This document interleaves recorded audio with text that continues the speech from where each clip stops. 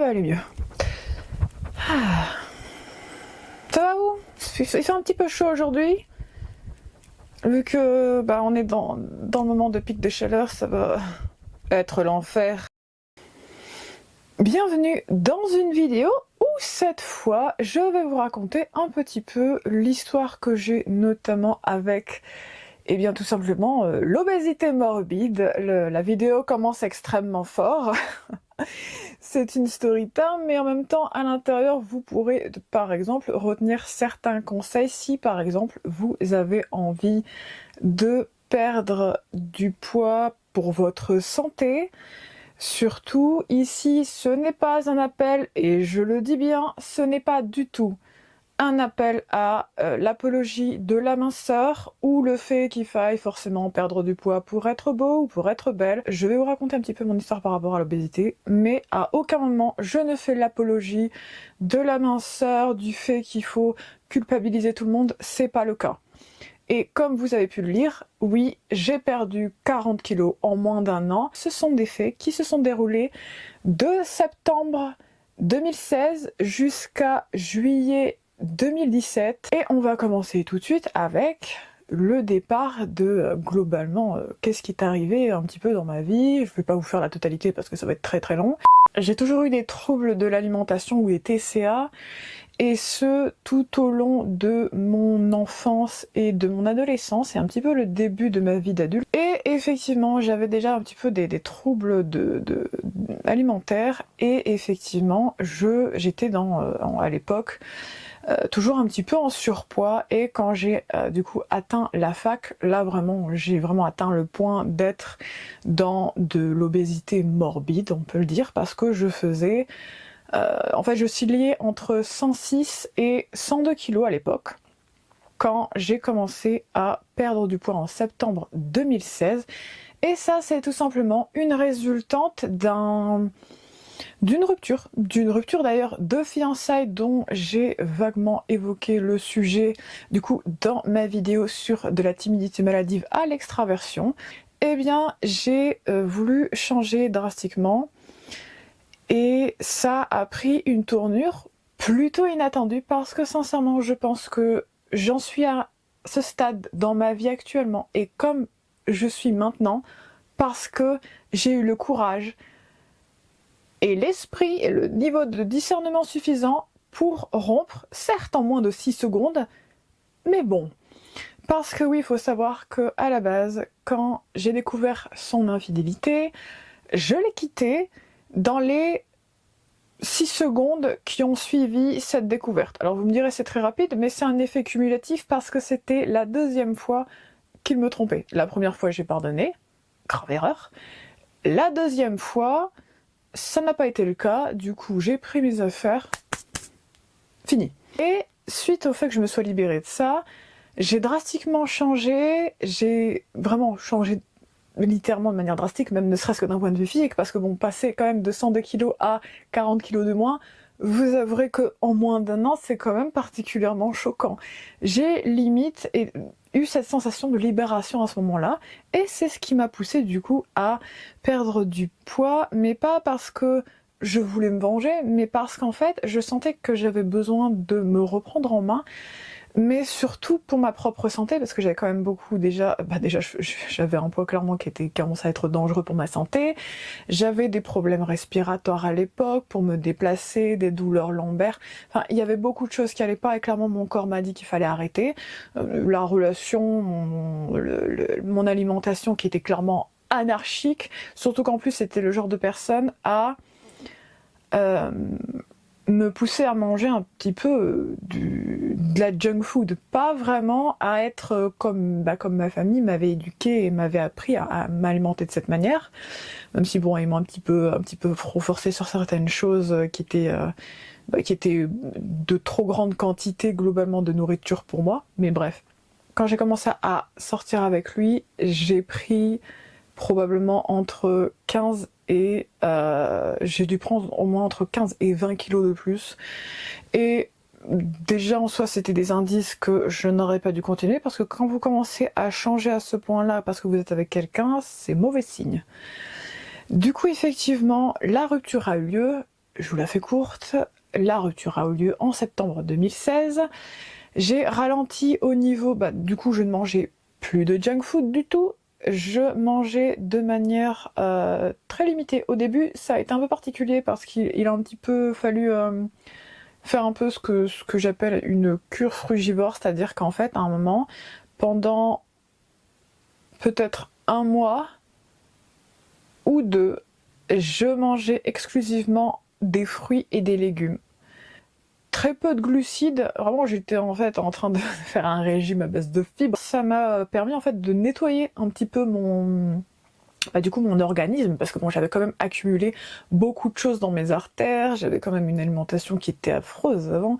Du coup effectivement ça m'a fait un petit peu comme un reset au niveau de mon organisme, ce qui a été très salutaire d'ailleurs. Et c'est là où j'ai commencé du coup à perdre du poids.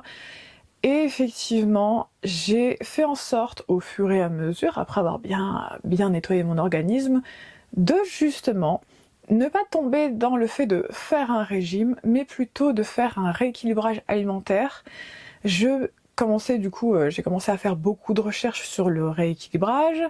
J'ai regardé sur beaucoup de vidéos, beaucoup de manières effectivement de trouver l'alimentation qui pouvait me correspondre et faire en sorte qu'effectivement je puisse continuer à perdre le poids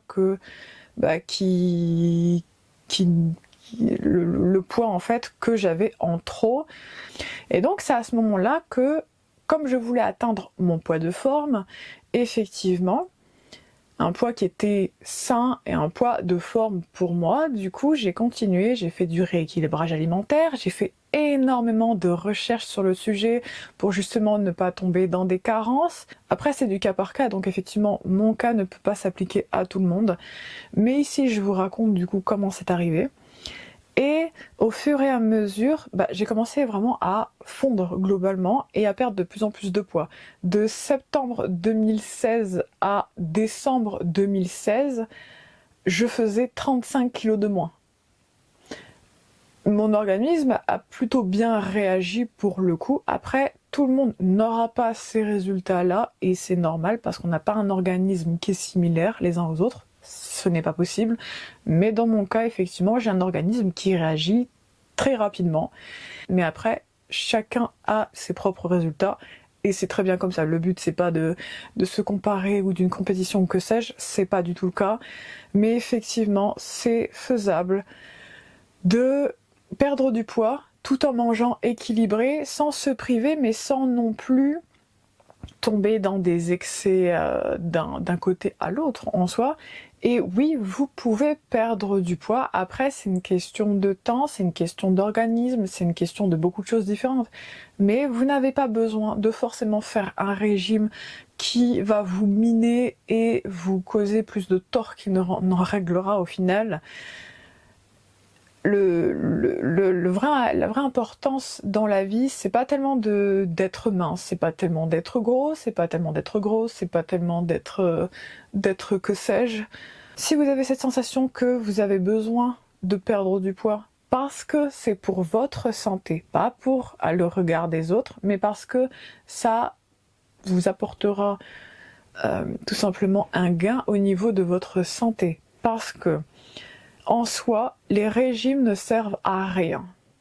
Parce que, à moins que vous teniez à suivre ces régimes pour le reste de votre vie, vous reprendrez au final le poids que vous aviez perdu, mais en double.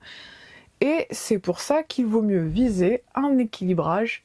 De cette manière, vous avez un équilibre dans chaque élément qu'il faut que votre corps consomme. C'est du cas par cas. Et le but, c'est pas de se miner, c'est pas de s'interdire des choses, c'est pas de s'en permettre non plus. Vraiment, c'est de trouver un équilibre qui est sain pour votre corps. Du coup, c'est pour cela que je vous dis tout de suite que si vous voulez perdre du poids, si vous voulez être même ne serait-ce qu'en bonne santé et que vous avez envie de faire un équilibrage parce que vous sentez que vous en avez besoin, que c'est pour votre santé, pas pour le regard des autres. Parce que c'est une chose, parce qu'on nous vend à chaque fois dans les magazines, dans ceci, cela, comme là, il y a actuellement la skinny, le skinny core sur TikTok ou sur des réseaux, comme quoi maintenant c'est de nouveau à la mode d'être extrêmement mince, enfin on appelle ça de l'anorexie en fait à un niveau, d'être maigre, mais dans une maigreur quasiment maladive. Et en fait, ce genre de choses, c'est pas possible.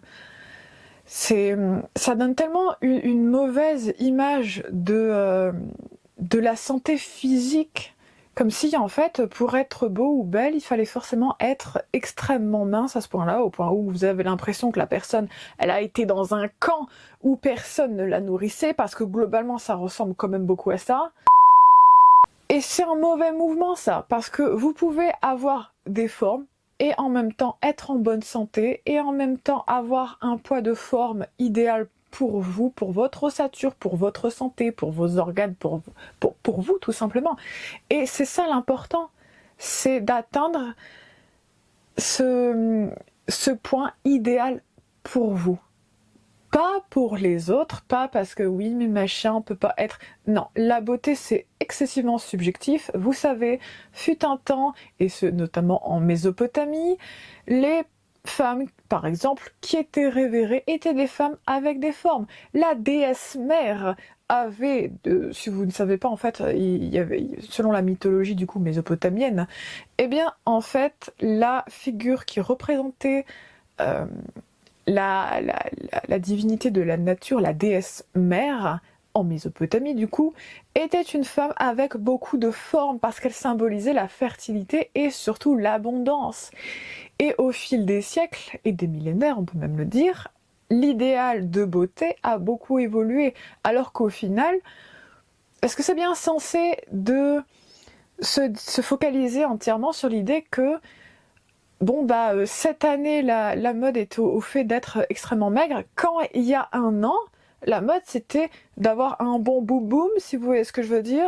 À la base, en même temps, on va replacer les choses, parce que ce n'est pas possible d'exiger des autres d'atteindre un standard de beauté qui change comme la mode.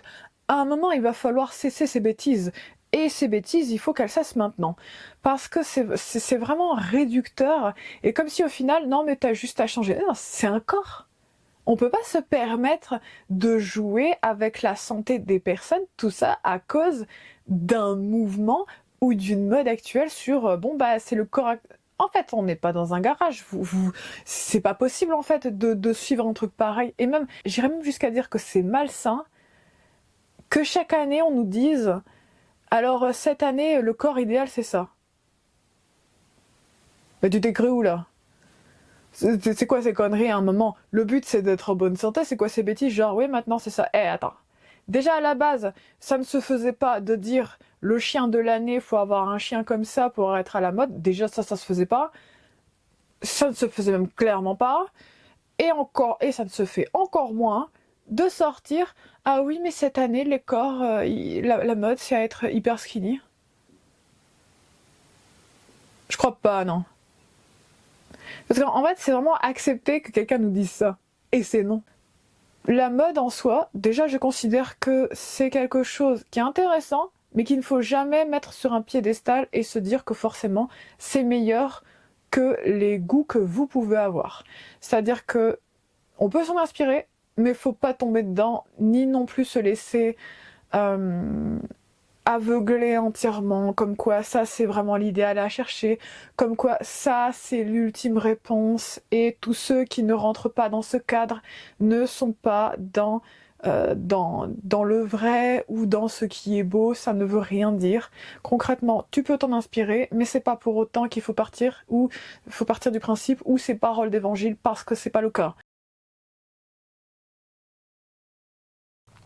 Ensuite, du coup, comme j'ai rééquilibré mon alimentation, s'en est suivi du coup, eh bien forcément déjà la nécessité de changer de garde-robe, parce que je vous avoue que quand on passe de 102 kilos à au final entre 70 et jusqu'à du coup 65 kilos seulement, effectivement il y a des choses à modifier, parce que mes vêtements, du coup je les ai donnés à des personnes que je connaissais qui faisaient à peu près le même poids que je faisais à l'époque, enfin quand je faisais 102 kilos et que j'étais dans de l'obésité morbide, et du coup je leur ai donné mes affaires. De toute façon je pouvais pas rentrer, enfin si je pouvais rentrer dedans, mais je nageais, je pouvais pas faire de la brasse, mais c'était pas très loin.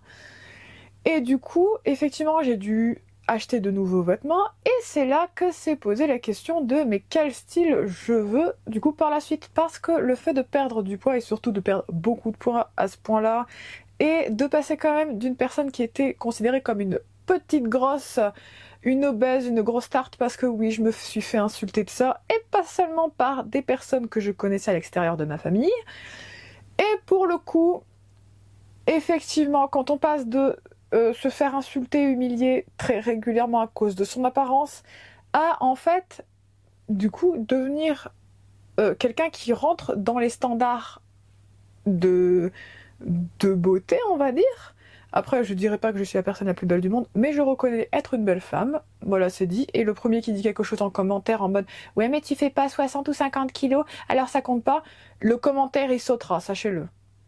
Je ne tolère pas la bêtise et encore moins les insultes déguisées ou le mépris de ce genre de propos.